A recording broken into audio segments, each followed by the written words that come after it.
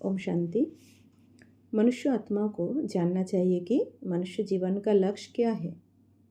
मनुष्य का वर्तमान जीवन बड़ा अनमोल है, क्योंकि अब संगम योग में ही वो सर्वोत्तम पुरुषार्थ करके जन्म जन्मांतर के लिए सर्वोत्तम प्रारब्ध बना सकता है और अतुल हीरे तुल्य कमाई कर सकता है। वह इसी जन्म में सृष्टि का मालिक अथवा जगत जीत बनने का पुरुषार्थ कर सकता है। परंतु आज मनुष्य को जीवन का लक्ष्य मालूम ना होने के कारण वह सर्वोत्तम पुरुषार्थ करने की बजाय इसे विषय विकारों में गंवा रहा है अथवा अल्पकाल की प्राप्ति में ही लगा रहा है। आज वह लौकिक शिक्षा द्वारा वकील, डॉक्टर, इंजीनियर बनने का पुरुषार्थ कर रहा है और कोई तो राजनीति में भाग लेकर देश का नेता, मंत्री अथवा प्रधानमंत्री बनने के प्रयत्न में लगा हुआ है। अन्य कोई इन सभी का संन्यास करके सन्यासी बनकर रहना चाहता है। परंतु सभी जानते हैं कि मृत्यु लोक में तो राजा, रानी, नेता, वकील, इंजीनियर, डॉक्टर, सन्यासी इत्यादि कोई भी पूर्ण सुखी नहीं है। सभी को धन का रोग, मन की अशांति, धन की कमी, जनता की चिंता या प्रकृति के द्वारा कोई पीड़ा, कुछ ना कुछ तो दुख लगा ही हुआ है। अतः इनकी प्राप्ति से मनुष्य जीवन के लक्ष्य की प्राप्ति नहीं होती, क्योंकि मनुष्य तो संपूर्ण पवित्रता, सदा सुख और स्थायी शांति चाहता है। चित्र में अंकित किया गया है कि मनुष्य जीवन का लक्ष्य जीवन मुक्ति की प्राप्ति अथवा वैकुंठ में संपूर्ण सुख शांति संपन्न श्री नारायण या श्री लक्ष्मी पद की प्राप्ति ही है, क्योंकि वैकुंठ के देवता तो अमर माने गए हैं।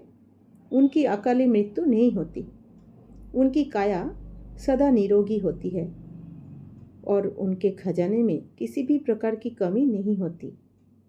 इसीलिए ही तो मनुष्य स्वर्ग अथवा वैकुंठ को याद करते हैं और जब उनका कोई प्रिय संबंधी शरीर छोड़ता है तो वे कहते हैं कि वह स्वर्ग सिधर गया है। इस पद की प्राप्ति स्वयं परमात्मा की ईश्वरीय विद्या द्वारा कराते हैं।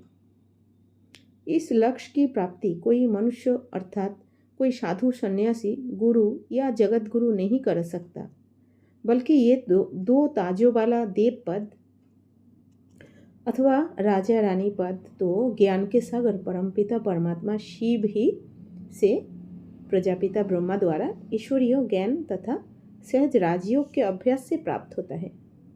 अतः अब जबकि परमपिता परमात्मा शिव ने इस सर्वोत्तम ईश्वरीय विद्या की शिक्षा देने के लिए प्रजापिता ब्रह्मा कुमारी ईश्वरीय विश्वविद्यालय की स्थापना की है, तो सभी नर नारियों को चाहिए कि वे अपने घर गृहस्थ में रहते हुए, अपना कार्य धंधा करते हुए प्रतिदिन 1-2 घंटे निकलकर अपने भावी जन्म जन्मांतर के कल्याण के लिए इस सर्वोत्तम तथा सहज शिक्षा को प्राप्त करें।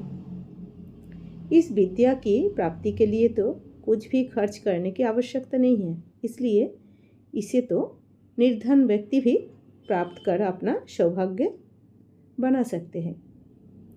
इस विद्या को तो कन्याओं, माताओं, वृद्ध पुरुषों, छोटे बच्चों और अन्य सभी को प्राप्त करने का अधिकार है, क्योंकि आत्मा की दृष्टि से तो सभी परमपिता परमात्मा की संतान हैं।